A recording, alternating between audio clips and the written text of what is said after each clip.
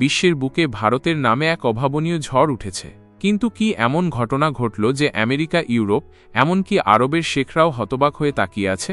আজকের এই ভিডিওতে আমরা উন্মোচন করব এমন এক সত্য যা ভারতের গর্ব বাড়িয়েছে, কিন্তু সঙ্গে এনেছে এক বড় সমস্যা। নমস্কার বন্ধুরা, আপনাদের সবাইকে স্বাগত।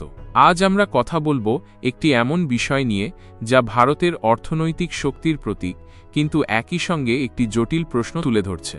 এটা হলো ভারতীয় প্রবাসীদের পাঠানো রেমিট্যান্সের গল্প।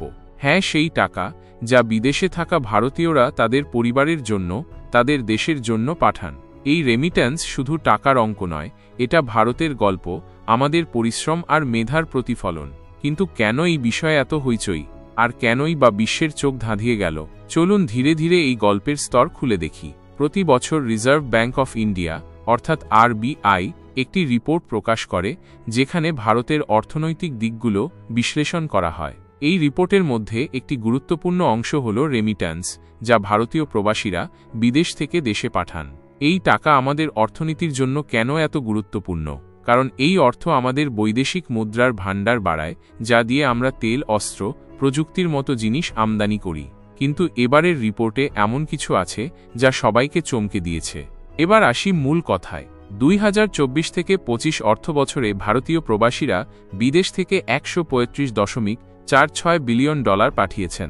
হ্যাঁ, আপনি ঠিক শুনেছেন, $135.46 বিলিয়ন। এই অঙ্ক এতটাই বিশাল যে পৃথিবীর 90টিরও বেশি দেশের GDP-এর থেকে কম। এই রেমিট্যান্সের পরিমাণ বিশ্বে সর্বোচ্চ। দ্বিতীয় স্থানে থাকা মেক্সিকো পাঠিয়েছে $68 বিলিয়ন, আর তৃতীয় স্থানে চীন $48 বিলিয়ন। ভারতের এই অর্জন এতটাই বড় যে অন্য কোনো দেশ এর কাছাকাছিও নেই। গত বছর 2023-24-এ ভারত $129 বিলিয়ন রেকর্ড গড়েছিল, আর এবার তা ছাড়িয়ে গেছে আরও $6 বিলিয়ন। কিন্তু এই টাকা আসছে কোথা থেকে? আসলে সবচেয়ে বড় অংশ আসছে আমেরিকা থেকে, যেখানে ভারতীয়রা গুগল, অ্যাপল, অ্যামাজনের মতো শীর্ষ কোম্পানিতে কাজ করছেন।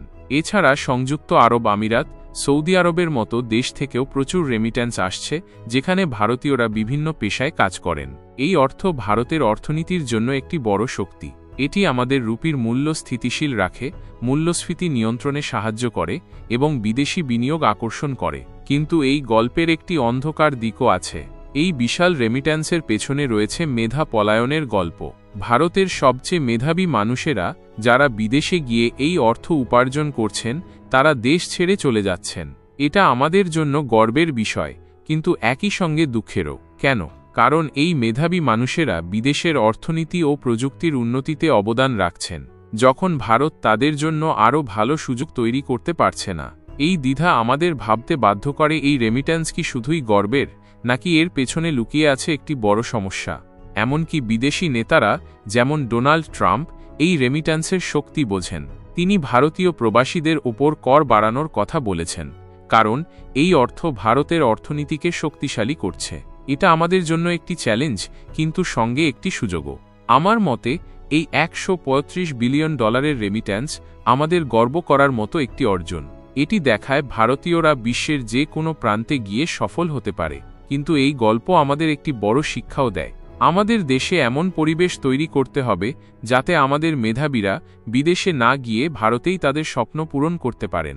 যেদিন এই রেমিট্যান্সের পরিমাণ কমতে শুরু করবে, সেদিন আমরা বুঝব যে ভারত সত্যিই অর্থনৈতিকভাবে এগিয়ে গেছে। তাই এই খবরে দুঃখ নয়, গর্ব করুন, আর সঙ্গে ভাবুন কিভাবে আমরা আমাদের দেশকে আরও শক্তিশালী করব। আপনার কি মনে হয়, এই রেমিট্যান্সের গল্পে ভারতের গর্ব নাকি মেধা পলায়নের বাজে দিক? কমেন্টে জানান। ভিডিওটি পছন্দ হলে লাইক করুন, শেয়ার করুন আর সাবস্ক্রাইব করতে ভুলবেন না। পরের ভিডিওতে আবার দেখা হবে। নমস্কার।